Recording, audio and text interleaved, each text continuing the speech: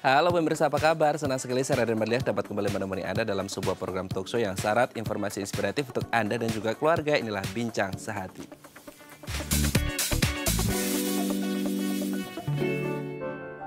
Ya pemirsa, apakah Anda termasuk seseorang yang mudah lelah, terus kemudian sulit bernapas dan sering gitu ya sesak napas, apalagi kalau lagi melakukan aktivitas berat, apalagi disertai rasa pusing, nyeri di dada, kadang-kadang pingsan gitu, atau juga irama jantungnya ini tidak beraturan. Nah, kalau Anda mengalami gejala-gejala yang tadi saya sebutkan, Anda harus hati-hati dan waspada nih, karena mungkin saja Anda mengalami yang namanya lemah jantung. Jika tidak ditangani dengan baik, ini bisa mengakibatkan kematian. Oleh karena itu, kita harus tahu nih apa itu lemah jantung, gejalanya, dan bagaimana cara mengobatinya. Nah, inilah topik yang akan kita bahas hari ini, yaitu waspada lemah jantung. Biasanya kalau kita berbicara tentang lemah jantung gitu ya, ini mungkin ada orang yang mengaitkannya juga dengan serangan panik gitu. Ketika kita rasa panik, mudah khawatir, mudah cemas gitu ya, biasanya jantung kita tuh berdetak lebih cepat gitu. Nah, apakah kemudian ini ada hubungannya dan bagaimana sih caranya untuk menghindari panik? Kita akan bahas satu persatu ya. Kita lihat yang pertama, cara untuk menghindari panik adalah latihan pernapasan. Nah, mungkin ada yang sering latihan gini, inhale, exhale gitu ya. Tarik napas, buang napas seperti itu. Ini bisa kita lakukan untuk menghindari panik, apalagi kalau kita lagi mungkin ada sesuatu beban pekerjaan yang membuat kita agak stres gitu ya, dengan deadline yang sangat luar biasa. Latihan pernapasan bisa membantu kita untuk tidak panik. Kita lihat yang kedua, membuat skala prioritas. Nah, ini yang kemudian bisa kita lakukan untuk membuat semuanya jadi organized gitu ya. Kadang kan kita agak panik kalau semuanya mess up ketika kita tidak bisa mengorganize sesuatunya hal yang akan kita lakukan. Nah, kalau kita buat skala prioritas, misalnya yang satu apa, kedua apa, ketiga apa, keempat apa, kelima apa, itu akan membuat kita lebih terorganize dan tidak membuat kita mudah panik karena semuanya sudah tertata dengan rapih.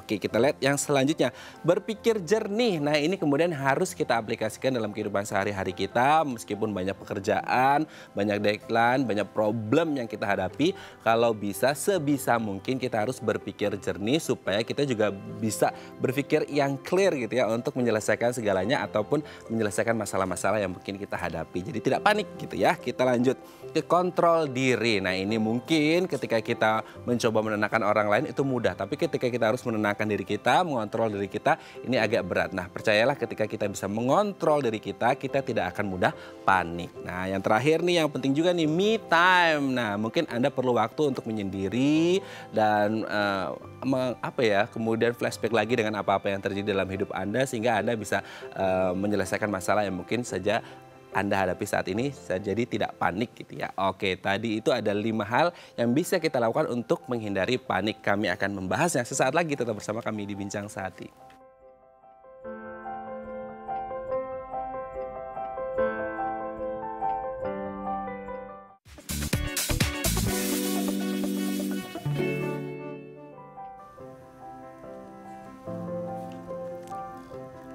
Baik, Anda masih bersama kami di Bincang Sehati. Tadi di segmen sebelumnya kita sudah membahas beberapa cara untuk menghindari panik. Nah, untuk mengklarifikasinya secara langsung, telah tersambung bersama kami di sambungan Zoom dengan Mbak Nana Gerhana MPSI Psikolog dari Askara Pelangi untuk mengetahui apakah kemudian cara-cara yang tadi saya sebutkan ini bisa kita lakukan untuk menghindari panik. Ya, kita sapa terlebih dahulu. Selamat pagi Mbak Nana, apa kabar? Selamat pagi, apa kabar? Baik ya Mbak Nana ya. Oke Mbak Nana, hari ini kita akan membahas nih, tema besar kita sebenarnya kan waspada lemah jantung. Nah, biasanya kan kalau lemah jantung itu identik dengan orang-orang awam berpikirnya orang kalau suka panik gitu ya, ada serangan panik itu biasanya langsung lemah jantung, jantungnya berdegap, langsung kemudian agak lemes-lemes gitu kan, bukan mungkin pingsan gitu. Nah, kalau kita berfokus pada sisi psikologisnya, kalau itu kan medisnya, ke psikologisnya sebenarnya kan ini ada kaitannya juga mungkin dengan paniknya. Bagaimana sih caranya? Kemudian pertanyaannya, bagaimana cara menghindari panik kan gitu. Kita bisa lakukan apa aja sih gitu. Kita lihat yang pertama ya Mbak ya, latihan pernapasan. Nah, katanya ini juga bisa membuat kita terhindar dari serangan panik gitu ya, Mbak Nana. Oke, sebenarnya panik itu atau cemas itu sebenarnya kan alarm dalam tubuh kita ya untuk menandakan bahwa ada bahaya. Ya, sebenarnya jadi panik itu sebenarnya diperlukan sebagai alarm untuk kita mengetahui bahwa ada bahaya. Nah, tetapi yang jadi masalah adalah ketika panik itu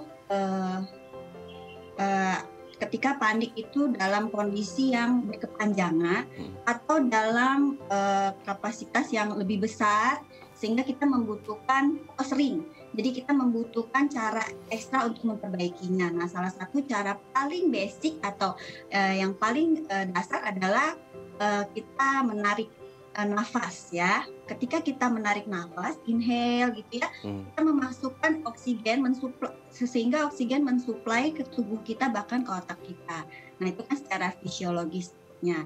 Lalu kalau secara psikologisnya, ketika kita menarik nafas, menghembuskan, berarti kita memberikan jeda kepada pikiran kita untuk stop dulu mikirin masalah yang bikin kita cemas tadi ya. Jadi ketika kita secara sadar, secara utuh berdiri, menarik nafas, membuang nafas, berarti kita memberikan waktu untuk tubuh kita merilekskan diri kita. Gitu. Jadi sebenarnya teknik nafas itu adalah teknik yang paling sering dipakai untuk gangguan panic disorder, kemudian anger management. Jadi sebenarnya sering sekali dipakai teknik bernafas. Oke. Berarti memang untuk teknik pernapasan ini digunakan untuk panic disorder atau anger management gitu ya. Supaya kita tidak mudah panik, tidak mudah marah, tidak mudah emosi gitu. Karena biasanya kalau orang emosi biasanya juga panik kan gitu kan. Nggak tahu dan kita tidak bisa memutuskan segala sesuatu ketika kita lagi emosi atau lagi marah atau lagi panik gitu kan ya. Oke, sangat bermanfaat sekali. Kita yang kedua nih. Mbak Nana, membuat skala prioritas. Nah mungkin selama ini kita ngerasa panik mungkin katakanlah dari hal pekerjaan kan gitu. Pekerjaan ketika waduh besok deadline nih, pekerjaan beberapa hal belum selesai gitu kan. Karena mungkin kita nggak punya skala prioritas. Nah sebenarnya skala prioritas ini juga kabarnya bisa menghindarkan kita dari panik gitu ya Mbak Nana. Betul, jadi ketika orang panik atau cemas itu biasanya seperti benang kusut, jadi pikirannya di situ aja gitu ya. Sehingga menyebabkan individu disorganized dalam mengatur bahkan hal-hal yang simpel, mengatur hal-hal misalnya jadwal sehari-hari misalnya, kemudian mana kebutuhan, mana keinginan gitu ya, menyelesaikan masalah yang simpel juga mungkin kesulitan, sehingga ketika kita membantu individu untuk membuat skala prioritas, maka itu adalah teknik, sebenarnya sih teknik paling dasar itu sebenarnya diatasi dulu paniknya itu. Bagaimana cara dia mengatasi ketika dia panik, kemudian dia mengidentifikasi masalahnya. Oh saya tuh panik, saya tuh cemas, saya tuh beda loh gitu, nggak seperti biasa. Nah itu teknik yang kita akan berikan dulu kepada individu atau kepada klien. Kemudian setelah dia melewati beberapa tahap, baru kita akan membantu dia untuk membuat skala prioritas. Jadi sebenarnya kalau skala prioritas itu mungkin untuk yang tahapan terapi yang tengah-tengah seperti itu. Okay. Jadi betul memang bisa membantu individu untuk lebih mengorganize kehidupan dia sehari-hari. Oke, yang pasti kalau ada skala prioritas itu akan lebih tertata dengan baik, lebih organized gitu ya. Jadi ketika ada apa-apa, kita sudah tahu urutannya mana yang harus diselesaikan dulu, mana yang bisa nanti. Jadi ketika ada sesuatu hal, kita tidak mudah panik gitu ya Mbak Nana ya. Oke, kita lanjut yang selanjutnya, berpikir jernih. Nah ini yang kemudian kalau semua orang bisa berpikir jernih, ini pasti tidak akan panik. Tapi pertanyaannya adalah bagaimana cara kita untuk bisa berpikir jernih? Apakah ini result dari yang namanya latihan pernapasan dan bisa membuat skala prioritas hingga hanya kita bisa berpikir jernih gitu Mbak Nana? Nah, berpikir jernih maksudnya di sini adalah berpikir secara logis atau masuk akal ya. Jadi ketika orang sedang panik gitu ya, pikirannya itu nakal gitu ya, atau melalang buana kemana-mana gitu ya. Ketika orang cemas itu biasanya memikirkan hal-hal yang belum tentu terjadi gitu ya, belum tidak mungkin aja belum terjadi, atau yang hanya dia takutkan. Antara dia tidak bisa membedakan mana fantasi, mana realita. Jadi ketika seseorang ketika dia dalam kondisi cemas, maka dia harus diajak untuk ngerti dulu gitu ya, membawa kembali pikirannya untuk harus berpikir masuk akal, logisnya tuh seperti apa gitu. Kadang memang individu yang sudah paniknya, cemasnya sudah agak akut, dia agak sulit untuk menempatkan rasionalitasnya dia. Jadi sebenarnya itu yang harus dipahami dulu kepada individu yang mengalami panik, bahwa dia harus berpikir masuk akal bahwa oh ini tuh cuma ketakutan saya aja loh gitu. Jadi seperti itu. Oke, berpikir rasionalitasnya, berpikir logis seperti itu. Tapi pertanyaannya kan kemudian ketika orang mengalami panik kan mungkin agak susah untuk kemudian switch ke berpikir jernih gitu Mbak Nana. Nah berarti kan Nah, intinya adalah kita harus belajar dulu, latihan dulu sebelum benar-benar menghadapi rasa panik itu sendiri untuk berpikir jernih gitu ya Mbak Nana ya. Supaya nanti ya ketika betul. mungkin ada hal-hal yang bisa saja membuat kita panik, kita udah nggak panik lagi karena sudah bisa berpikir jernih. Apa yang bisa kita lakukan untuk mulai melatih diri kita berpikir jernih nih Mbak Nana? Kita harus sering menyediakan waktu untuk mindfulness gitu Oh, ya. Kita harus menyediakan waktu bagi diri kita untuk berpikir atau memberikan waktu rileks kepada kita untuk eh, menyadari seutuhnya. Jadi ketika makan ya dia makan, ketika dia mandi ya dia menikmati airnya, ketika dia memasukkan makanan dia merasakan rasanya, itu termasuk dalam tahap dia sadar secara utuh apa yang dia lakukan. Kadangkala orang ketika cemas dia melakukan apa tapi pikirannya itu kemana-mana atau takut pada hal-hal yang misalnya nanti nanti begini-begini, nanti besok seperti ini, nanti siang saya seperti ini gitu ya. Jadi tidak menyadari secara utuh keberadaannya saat ini sekarang seperti itu. oke, siap. Kita lanjut ke yang selanjutnya nih Mbak Nana, kontrol diri. Nah, apakah kemudian ketika kita bisa ada self control, bisa mengontrol diri kita sendiri, ini juga bisa menghindarkan kita dari rasa panik, apalagi rasa panik yang berlebihan gitu ya? Mhm.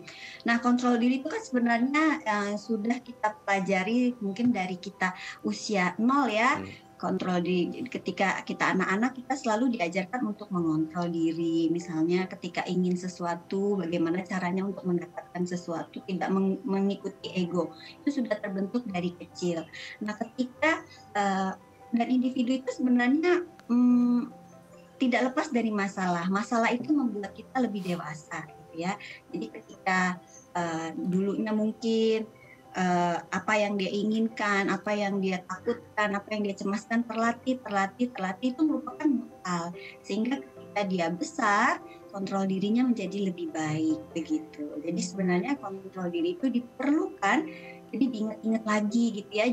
Jadi orang yang terlatih dia akan mampu mengkontrol diri sehingga gangguan kecemasannya juga mungkin dia lebih lihai untuk mengatasinya seperti itu. Oke, bisa lebih lihai untuk menghadapinya gitu ya. Oke, kita lanjut yang terakhir nih Mbak Nana. Nah ini yang mungkin orang mama-mama muda nih sekarang banyak yang kemudian nggak tahu karena mungkin masa pandemi atau apa ya harus ngadepin anaknya harus belajar daring atau harus rumah tangga. Akhirnya mereka butuh katanya me time gitu. Karena me time ini ternyata juga bisa diaplikasikan untuk menghindari rasa panik gitu ya Mbak Nana. Betul. Jadi pikiran mempengaruhi perasaan, perasaan mempengaruhi pikiran, itu saling berkaitan ya. Nah, me time itu kita perlukan sebagai waktu untuk diri kita sendiri. Jadi sebenarnya bagaimana kita bisa bermanfaat, bagaimana kita bisa menjadi ibu yang baik atau pasangan yang baik atau bisa jadi karyawan atau atasan yang baik adalah ketika kita dalam diri kita sudah terpenuhi itu tadi rasa nyaman, relaksasi. Kadang-kala seseorang yang sibuk sekali dengan aktivitas dia lupa untuk memberikan makanan kepada tubuhnya, makanan rohani, spiritualnya gitu ya. Nah, bagaimana caranya? Me time itu diperlukan sebagai, kan macam-macam tuh. Ada yang me time-nya mungkin nonton drakor kalau ibu-ibu, kalau bapak-bapak mungkin sepedahan begitu ya, atau sekedar memanjakan diri sendiri atau sekedar misalnya istirahat yang panjang mungkin tidak diganggu, itu juga merupakan me time, sehingga kita memasukkan diri kita makanan untuk yang bermanfaat buat kita gitu ya, sehingga kita mampu berpikir secara rileks, lebih fresh, kemudian mampu lebih kreatif, lebih produktif seperti itu, dan perasaan kita juga lebih tertata, lebih kita mampu memahami diri kita sehingga kita juga mampu berguna untuk orang lain seperti itu. Jadi me time itu nggak boleh dihilangkan, dan me time itu sangat penting. Me time itu nggak boleh dihilangkan karena me time itu sangat penting apalagi untuk merecharge gitu ya, merefresh juga Betul. semangat yang ada dalam tubuh kita apalagi masa pandemi khususnya untuk ibu-ibu rumah tangga. Mungkin juga termasuk Mbak Nana gitu ya. Iya, Oke, baik tahu terima ya. kasih. Ya, baik terima kasih Mbak Nana sudah bergabung bersama kami di Bincang Sehati pada pagi hari ini. Semoga kita semuanya tidak mudah panik dan tetap sehat selalu gitu ya. Baik, terima kasih Mbak Nana. Sehat-sehat Terima terus dan salam untuk Raden. keluarga Ya. di rumah. Baik pemirsa, selanjutnya kita akan membahas topik kita hari ini, waspada lemah jantung. Bagi Anda yang memiliki pertanyaan, Anda bisa menghubungi kami di nomor 0212903264 atau DM Instagram di @bincang_sehati.tv. Kami akan segera kembali.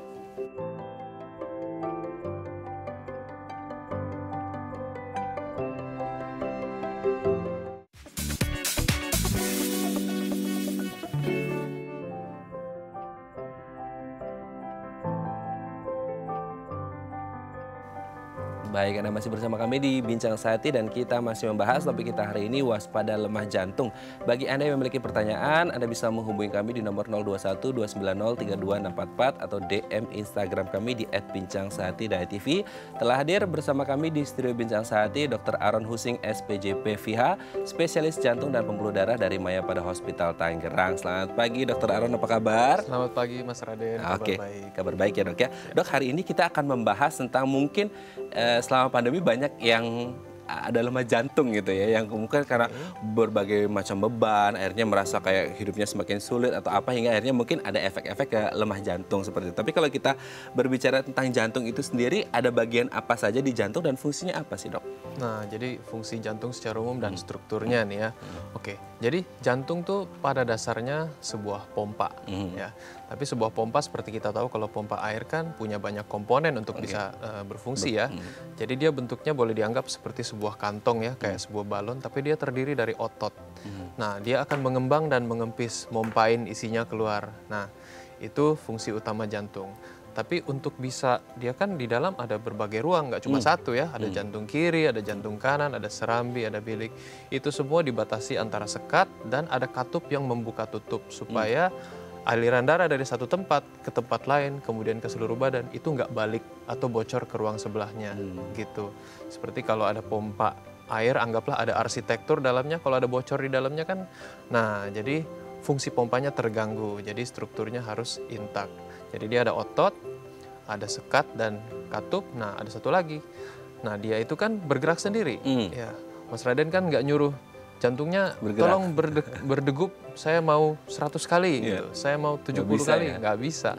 Dia setiap kali ototnya itu bergerak, dia ada listrik, dan listriknya itu dia punya motor sendiri di dalam. Jadi dia ada 3 komponen, otot, sekat, terus sirkuit listrik, dan terakhir yang nggak kalah penting dan selalu paling ditakutin orang adalah yang ngasih makan si ototnya nih, biar bisa hidup.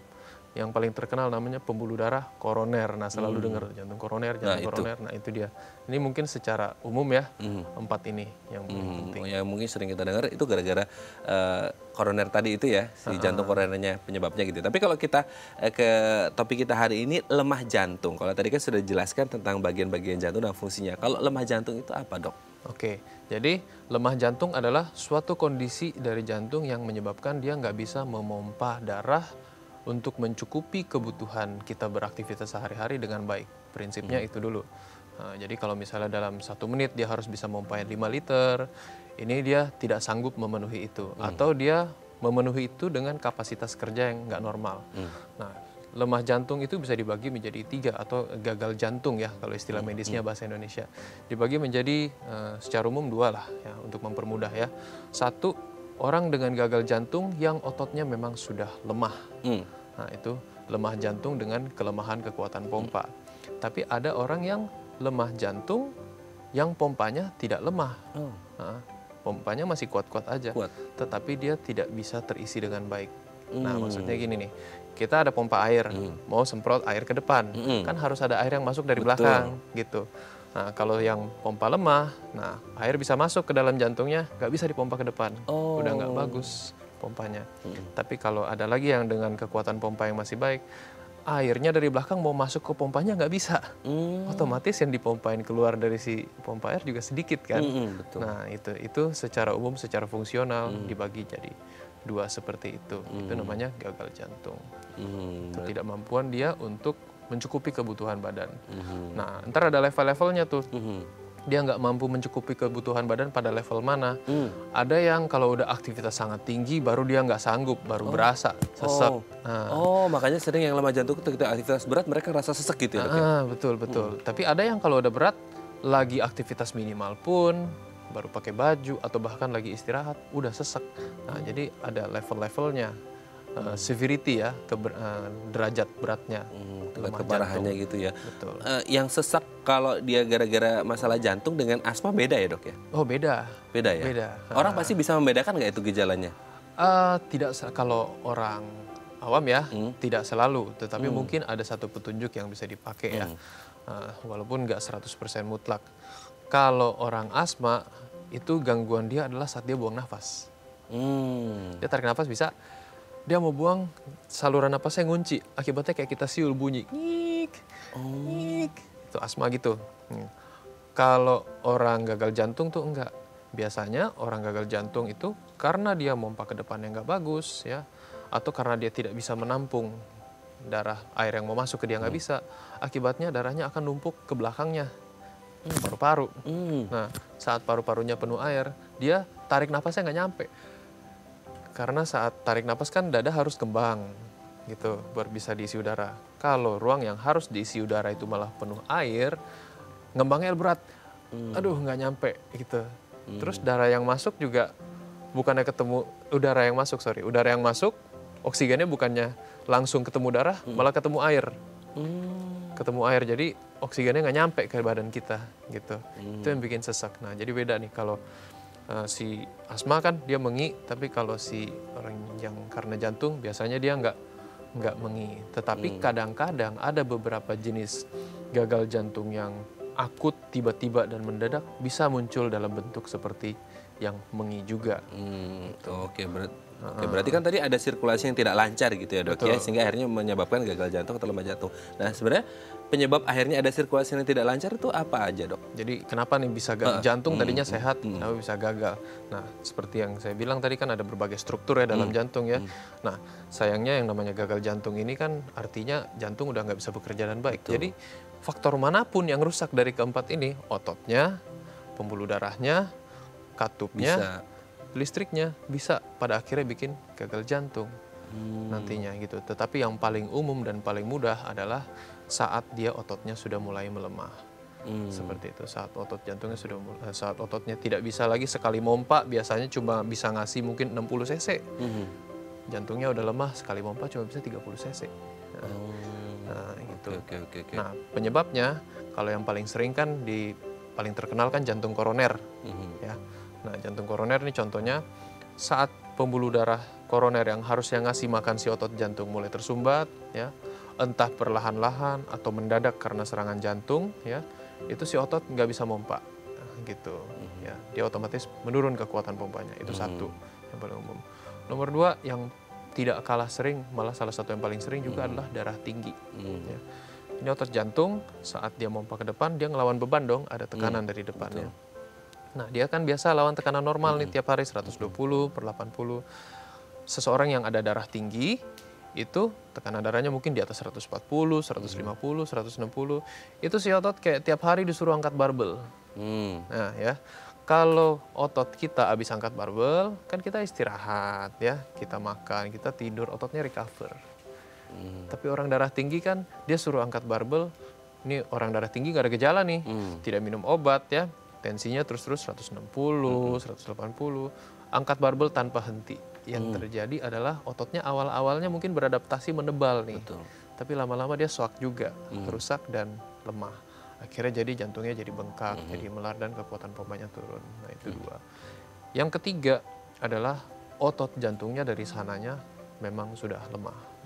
Entah karena kena infeksi virus, atau tanpa penyebab, atau yang sering juga karena keturunan.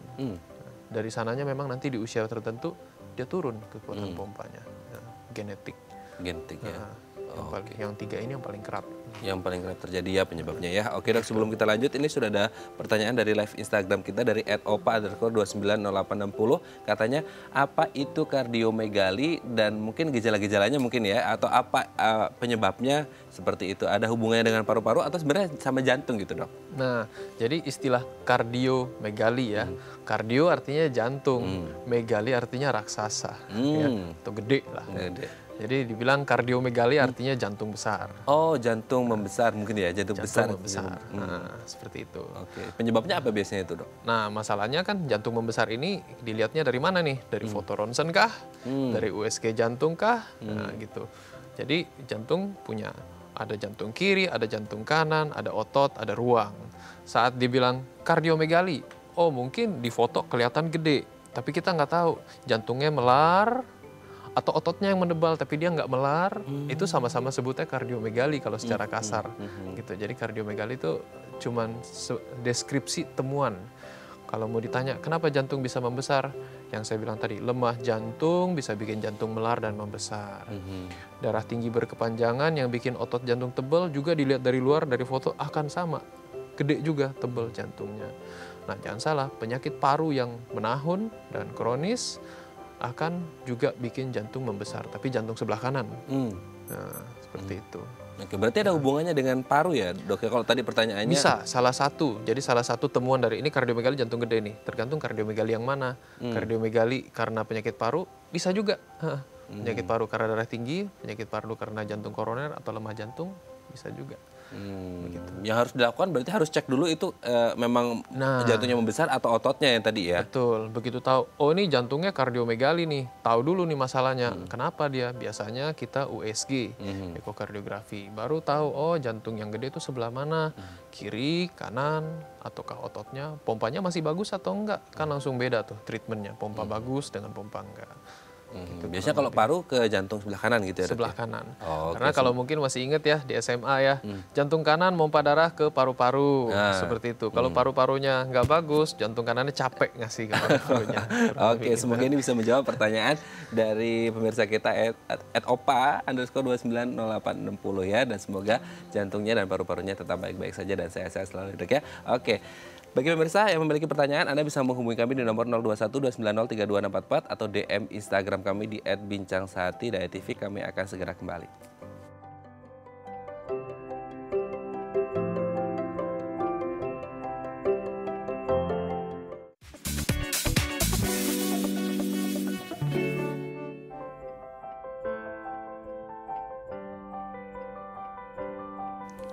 Baik, Anda masih bersama kami di Bincang Sehati dan kita masih membahas topik kita hari ini, waspada lemah jantung. Bagi Anda yang memiliki pertanyaan, Anda bisa menghubungi kami di nomor 021-290-32644 atau DM Instagram kami di @bincangsehati.tv. Masih bersama dengan Dr. Aaron Husing SPJP, VH, spesialis jantung dan pembuluh darah dari Mayapada Hospital Tangerang. Dok, kita kembali lagi. Kalau tadi di segmen sebelumnya kan dokter juga sempat menyebut ada faktor genetik atau keturunan. Nah, kalau dari range usia sendiri dok, sebenarnya ada tidak range usia yang dia rentan mengalami lemah jantung atau gagal jantung ini? Oke, jadi seperti yang saya bilang tadi kan ada banyak faktor-faktor ya. Kalau yang kita ngomong faktor genetik ini nggak bisa ditebak. Biasanya dia akan muncul di usia yang muda-muda pun bisa muncul. Ada yang usia belasan tahun, ada yang usia 30 tahun. Nah, seperti itu. Tetapi kan kalau kita ngomongin lemah jantung secara keseluruhan kan berarti ada yang faktor darah tinggi, ya, ada yang faktor karena jantung koroner. Otomatis semua faktor-faktor dalam kehidupan ya, entah itu faktor risiko ya namanya ya, yang bisa menyebabkan gagal jantung koroner dan darah tinggi, itu makin banyak akan lebih tinggi kemungkinan seseorang untuk mengalami lemah jantung dan otomatis akan meningkat seiring usia. Nah, data terakhir sih kalau dibilang rata yang penyakit orang yang menderita gagal jantung kalau di negara barat itu sekitar 60 tahun lebih, tetapi kalau di Indonesia sedikit lebih cepat, 58 tahun. Salah satu alasannya Indonesia itu sebagai negara berkembang itu masih banyak yang mengalami penyakit jantung katup reumatik. ya. Nah, penyakit jantung tentu ini sebenarnya suatu penyakit entitas yang berbeda tersendiri, tetapi dia memberikan gejala dan kadang-kadang juga bisa bikin lemah otot jantung seperti halnya gagal jantung. Jadi tergantung dari yang meneliti nih, yang ngitung itu dimasukin atau enggak, tapi seringkali dimasukin dan dianggap sebagai bagian dari gagal jantung juga. Jadi kalau kita mau ambil range mungkin di atas 50 tahunan tuh mulai lebih tinggi Mulai 50 tahun resikonya. sudah harus lampu kuning gitu ya. Tetapi jangan salah, dengan perubahan pola hidup dan ekspektasi kehidupan Bisa jadi lebih cepat. Iya, milenial, pasien saya yang muda usia 33, usia 35, padahal bukan penyakit jantung keturunan. Oh. Heeh. Kalau Dia- keturunan memang ada risiko bibit gitu ya, tapi ini nggak ada sama Ini nggak ada. Jadi dia kebetulan stressful lifestyle, demand pekerjaan, akhirnya bangun tidur kerja di keluarga pun stres. Nah, stressful itu, nah ini jadi nyambung sama yang tadi ya psikologi ya. Stressful lifestyle bikin hormonal imbalance ya, kalau mau dibilang kortisolnya naik, akhirnya dia mungkin lama dalam keadaan darah tinggi, lama-lama gulanya pelan-pelan naik jadi kencing manis. Dia nggak sadar, dia nggak tahu karena ada deadline. Saya nggak enak mikirin deadline aja, tiap hari mikirin deadline. Terus sampai suatu saat mulai aktivitas fisik, mulai olahraga, kok saya udah cepet banget capeknya ya dibanding biasanya ya. Terus kaki saya mulai bengkak ya. Nah, itu. Begitu, ternyata dia kena gagal jantung. Itu dicek, wah ternyata di bawah basement tuh udah banyak busuknya. Ini gagal jantungnya baru muncul, kelihatan gejala terakhirnya. Padahal di bawahnya sudah banyak. Oh, ya. PR-nya udah banyak yang harus di-fix gitu. Oke dok, sebelum kita lanjut, ini sudah ada penelpon dok, kita sapa terlebih dahulu. Halo, selamat pagi. Dengan siapa di mana? Pagi, dengan Devi di Jakarta. Iya, silakan Mbak Devi. Ya, saya mau tanya, telapak tangan saya itu kan sering keringetan, dok. Kalau kata orang sih itu tanda-tanda masalah di jantung gitu ya. Itu benar nggak sih, dok? Karena saya juga jadinya takut gitu. Oh iya, ini juga saya sering dengar ya dok, katanya kalau telapak tangannya mudah keringetan ada masalah sama jantung gitu. Mungkin ada yang ditanyakan atau sudah jelas ini permasalahannya Mbak Mungkin Devi? ada gejala lain barangkali selain dari tangan berkeringat itu, apakah disertai oleh gejala-gejala lain, mungkin berdebar, mudah lelah? Kalau jalan terlalu jauh atau terlalu lama gitu sih, dok, kadang suka sesak nafas kayak gitu. Oke. Oke, sudah jelas dok? Ya, Sudah cukup jelas. Baik, terima kasih Mbak Kita Devi di bisa- Jakarta. Kita akan coba jawab. Ini juga saya sering baca artikel atau sering orang ngomong, kalau telapak tangannya sering keringetan, masalah sama jantung nih gitu. Biasanya orang gitu. Itu sebenarnya mitos atau fakta sebenarnya ini dok? Nah, jadi ini sebenarnya antara benar dan tidak benar. Antara benar dan tidak benar. Oke. Gitu ya. Iya. Oke, jadi tangan berkeringat itu kan biasanya muncul karena kalau kita mau bilang sistem saraf simpatis ya. Oh, badan dalam kondisi tegang atau adrenalin ya, hormon adrenalin lagi naik. Nah, memang betul pada orang yang dengan kondisi gagal jantung ya. Nah, seperti saya bilang tadi, anggaplah gagal jantung biasa dia sekali pompa bisa keluar 50-60 cc ya. Tapi karena dia jantungnya udah nggak kuat, dia sekali pompa cuma bisa 30 cc. Akibatnya apa? Dalam 1 menit si jantungnya dipaksa bekerja lebih, mungkin 100 kali. Ya, kalau orang normal mungkin lagi duduk-duduk istirahat, jantungnya cuma 70 kali per menit. Nah, yang nyuruh dia kerja lebih cepat itu adalah adrenalin. Ya, jadi di saat jantung mulai lemah, di badan kita tuh udah punya autoregulasinya sendiri tuh sistemnya. Aduh, gue kurang nih, naikin dong jantung, kerja lebih. Saat dia rilis adrenalin, jantung kerja lebih cepat. Oke, tercapai tuh per menit berapa cc yang diperlukan tubuh. Tapi si adrenalin itu ya ada side effect-nya, bikin tangan jadi keringetan. Nah, tapi kan orang adrenalin kan muncul bukan cuma karena gagal jantung. Lagi berantem sama pacar, lagi pikirin kerjaan. Stres juga bisa ya? Stres, iya, adrenalin muncul, keringetan. Lagi mau presentasi misalnya, keringetan tangan. Nah, jadi terlalu Bisa banyak. iya, bisa tidak ya? Bisa iya, bisa tidak. Kalau dibilang tadi, oh ada ini terus gampang capek, mudah lelah. Nah, itu bisa menjadi Ada salah tendensi ke satu situ ya? tendensi yang mungkin bisa diperiksa. Karena gejala gagal jantung sendiri ada satu spektrum ya, bukan cuma ada satu hal ini terus gagal jantung, bukan satu hal ini, dia harus jadi gabungan beberapa keluhan baru ini kira-kira lebih mungkin ke gagal jantung atau bukan. Oke. Semoga ini bisa menjawab pertanyaan dari Mbak Devi yang ada di Jakarta ya dok. Ya, tapi kalau kita berbicara tentang penanganan yang harus dilakukan apa dok? Semisal kan kita tahu Ada orang yang katanya ketika lemah jantung itu mudah pingsan gitu kan, sering pingsan, sesak napas. Itu sama dengan mungkin serangan jantung atau gimana sih dok? Akhirnya mereka kok bisa blek gitu? Nah, jadi kalau kita bilang serangan jantung ya, yang sampai sekarang kita definisikan sebagai serangan jantung adalah si pembuluh jantung koroner tersumbat secara tiba-tiba ya, secara mendadak, terus ototnya nggak mampu. Nah, utamanya kan nyeri dada tuh, tapi kadang-kadang dia bisa menimbulkan gangguan irama. Seperti yang saya bilang tadi, si jantung kan ada sirkuit listrik ya yang mengontrol sendiri. Saat otot jantungnya rusak, tiba-tiba iramanya boleh dibilang koslet, dia berhenti jantung dan akhirnya orang ya pingsan atau bahkan mungkin gak bangun lagi. Itu salah satunya. Nah, gagal jantung jangan salah, bisa juga punya risiko seperti itu kalau tidak ditangani dengan baik dan gak diobati dengan baik, terutama kalau jantungnya sudah terlalu melar. Yang saya bilang tadi, jantung punya sirkuit listrik ya. Kalau pada suatu kondisi di mana misalnya jantungnya melarnya sudah terlalu besar ya, ini ada penelitiannya, makin besar jantung, makin besar resiko dia untuk namanya sudden cardiac death. Gitu. Sudden cardiac death gimana itu yang dimaksud? Istilahnya sirkuit listriknya udah terlalu stretch, jadi gampang sekali jadi koslet. Sekali dia koslet, iramanya nggak beraturan. Harus di-reset, pompa, disetrum biar reset balik jadi nol, baru dia pompa lagi. Misalnya gitu. Jadi ya pingsannya bisa jadi salah satunya sebabnya karena itu. Dan itu sangat-sangat fatal. Apakah kemudian lemah jantung ini juga bisa menyebabkan komplikasi penyakit yang lain? Karena kita kan tahu jantung menjadi salah satu pusat kita gitu dok. Betul. Bisa banget. Bisa banget. Jadi jantung tuh teman paling dekatnya tuh ginjal, walaupun daerahnya jauh, tapi kerjanya paling dekatan. Karib ya? Karib. Kenapa? Jantung kerjanya pompa air, betul kan? Pompa darah ya. Darahnya nyampe ke ginjal. Ginjal kan saring, terus keluar dalam bentuk urin gitu. Nah, setiap hari yang masuk dan yang keluar harus imbang tuh. Nah, apa yang terjadi kalau jantung mulai lemah nih? Yang nyampe ke ginjal dikit. Otomatis yang keluar dikit kan, gitu. Betul. Yang terjadi si ginjal kurang dapat suplai darah, dia kurang bisa keluarin dengan baik, akibatnya cairannya numpuk di badan.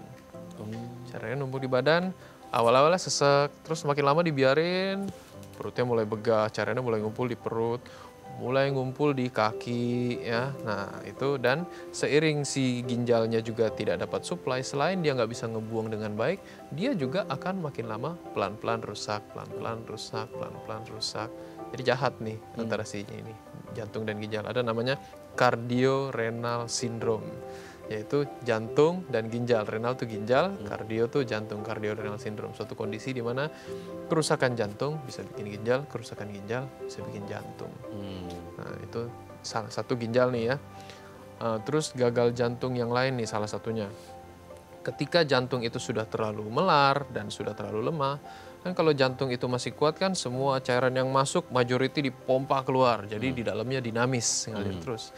Apa yang terjadi kalau mungkin pompa jantung tinggal 20%, 10%, dia geraknya dikit, darahnya banyakkan diem di dalam. Jadi apa yang muncul? Ngendap. Oke. Bisa ngendap, akhirnya mulai muncul darahnya mengental di dalam, bekuan darah. Kalau bekuan darah itu keluar kemana-mana, yang paling sering terjadi dan paling fatal adalah dia naik ke kepala, akhirnya stroke. Oke. Yes ya, jauh kan jadinya. Ada yang stroke, ada yang dia larinya kebetulan nggak ke kepala, terus ke pembuluh darah kaki.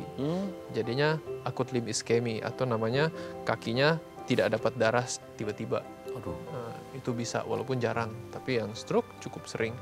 Ginjal paling sering. Paling sering ya. Paling sering. Oke. Jadi sebenarnya pengobatan yang tepat seperti apa ini dok? Nah, tergantung pada fase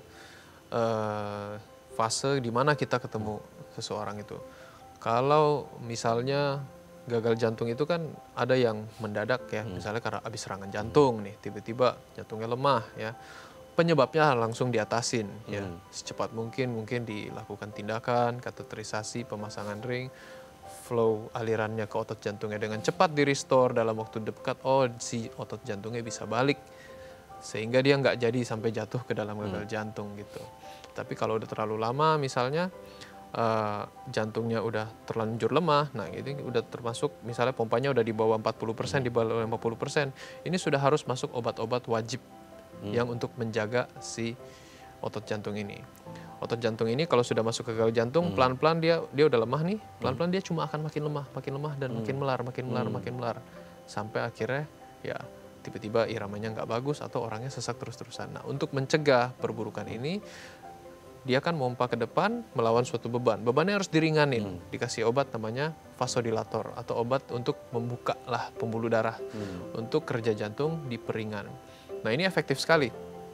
Orang yang datang diperiksa, oh ada bapak ada gagal jantung, tiap hari gampang capek, jalan sedikit capek, dikasih obat yang tepat, vasodilator itu, langsung seminggu, 2 minggu, saya sekarang kalau udah bisa tidur, jalan pagi gerak udah bisa. Nah, itu satu vasodilator. Terus pengobatan yang lain juga yang paling umum adalah yang tadi saya bilang tuh ada bengkak kaki, bengkak perut, itu dibuang, dikasih obat kencing ya.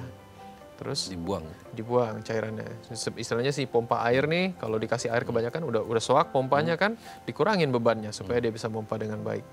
Gitu. Dan yang terakhir, yang salah satu faktor yang penting adalah kita harus pelanin. Ya, kalau orang gagal jantung cenderung cepat terus. Jantungnya. Nah, kebayang nggak kalau ini si pompa nih yang sifatnya kembang kempis, disuruh kembang kempis dalam fase yang terlalu cepat, akibatnya setiap kali dia pompa kan nggak efektif kan. Nah, dikasih obat pelan-pelan bertahap supaya denyut nadinya turun. Normal gitu ya. Oke, itu tadi 3 cara pengobatan yang mungkin bisa dilakukan ya, Dok ya. Oke, begitu. nanti di segmen selanjutnya kita akan membahas bagaimana sih tips agar jantung kita tetap sehat gitu ya, Dok ya. Baik pemirsa, bagi Anda yang memiliki pertanyaan, Anda bisa menghubungi kami di nomor 0212903264 atau DM Instagram kami di @bincangsehati.tv. Kami akan segera kembali.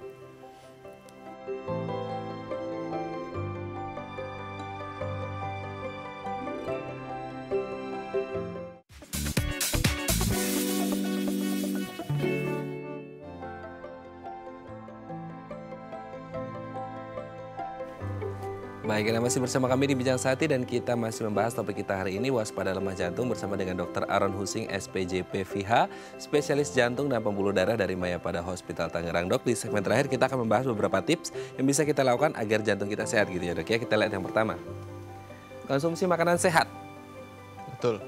Betul, bisa ya, Dok ya, untuk kemudian makan makanan banget malahan ya. Banget banget ya, apalagi sekarang orang zaman junk food segala macam itu nggak bagus gitu ya, Dok ya. Oke, selanjutnya, rutin olahraga. Wajib ya, apalagi di masa pandemi ini masih aman lah ya. Ya, masih aman asal dilakukan dengan protokol kesehatan yang benar ya. Kalau ragu-ragu dengan olahraga bersama atau di luar, ya olahraga di rumah pun tidak apa-apa. Seminggu idealnya ada berapa menit gitu nggak sih, Dok? Ada aturan? Dari Asosiasi Jantung tuh ada peraturannya. Yang diharapkan adalah olahraga intensitas sedang. Intensitas sedang tuh artinya yang nggak terlalu maksa ya. Masih bisa ngobrol masih bisa ngobrol ya. Baik lari maupun sepeda itu sekitar 150 menit per minggu minimal. Minimal ya. Baginya terserah mau 3 kali 50 menit, mau 5 kali 30 menit. Asal jangan dirapel 150 menit langsung gitu ya, Dok ya. Iya. Bisa sempet kecapean gitu ya, Dok ya. Oke, kita lanjut selanjutnya. Nah, ini berhenti merokok. Udah wajib ya. Ini tidak hanya masalah jantung aja tapi secara keseluruhan kesehatan tubuh gitu ya, Dok ya. Oke. Selanjutnya, kurangi lemak jenuh. Nah, ini mungkin yang penting. Harus dikurangi. Berpengaruh sama kolesterol. Kolesterol bisa larinya ke penyakit jantung koroner. Jadi kalau saya selalu kasih tips makan tuh, kenyangin dirimu dengan buah dan sayur. Serat, yang banyak seratnya itu otomatis juga akan mengurangi penyerapan lemak jenuh ke dalam badan gitu. Oke. Siap. Selanjutnya, cukup tidur. Apakah kemudian cukup tidur juga baik? Sangat penting. Standarnya berapa jam? Ya, variasi orang ya. Ada 6-8 jam mungkin saya bisa ambil. Kira-kira range-nya seperti itu. Minimal 6 jam deh. Jangan kurang dari itu. Bisa 7-8 jam per hari, itu udah bagus sekali. Oke. Kalau untuk lansia biasanya kan lebih senior, katanya jumlah waktu tidurnya agak lebih sedikit gitu ya, Dok? Nah, itu agak sulit tuh diatasi. Karena tidur itu ada sirkuitnya sendiri yang ngatur di belakang secara bawah sadar. Nah, kadang-kadang seiring lansia, ini sirkuitnya mulai nggak benar. Jadi malam dia bangun, pagi dia tidur. Agak acak-acakan ya jadwal tidurnya. Oke. Tapi kalau berbicara tentang lemah jantung itu sendiri, sebenarnya harapan hidup bagi orang-orang dengan lemah jantung itu seperti apa? Apakah memang bisa disembuhkan full 100% kembali seperti normal atau seperti apa sih, Dok? Nah, jadi Cuma sebagian kecil dari penyebab gagal jantung yang bisa full dikembalikan. Misalnya yang kena virus, kalau ketahuan cepat diobatin, oke selesai, dia kembali normal. Tapi yang dari genetik, yang karena otot jantungnya sudah terlanjur lemah, atau yang karena darah tingginya sudah lama dan pompa jantungnya sudah terlalu turun, obat-obat kita fungsinya untuk menjaga supaya dia tidak makin turun. Nggak bisa dibalikin. Nah, jadi jangan salah kaprah nih, kalau misalnya ada orang dengar kanker, ya, kayak divonis kanker, takut setengah mati, saya tinggal punya angka harapan hidup sekian, nah, gitu. Ya nggak tahu, gagal jantung juga lebih mengerikan. Survival rate gagal jantung tuh dihitung dalam 3 tahun, 5 tahun, dan 10 tahun sejak dia pertama kali divonis gagal jantung. Dan dalam 5 tahun terakhir yang survive itu di penelitian yang jumlahnya puluhan ribu orang ya, itu tinggal separuh.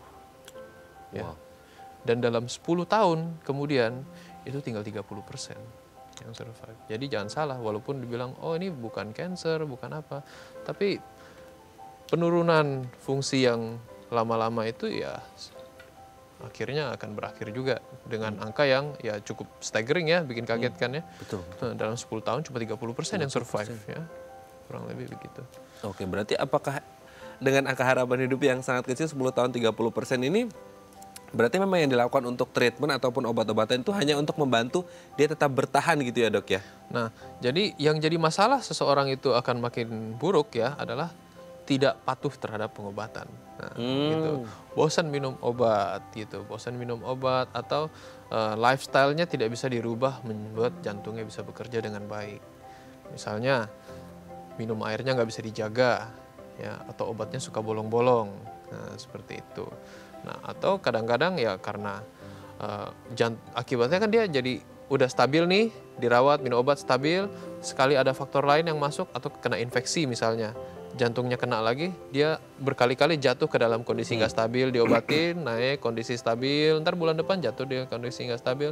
Semakin sering dia jatuh pada kondisi-kondisi seperti itu, jantungnya akan semakin cepat melemah, dan jangan salah, ginjalnya akan semakin cepat kena. Ikut kena juga.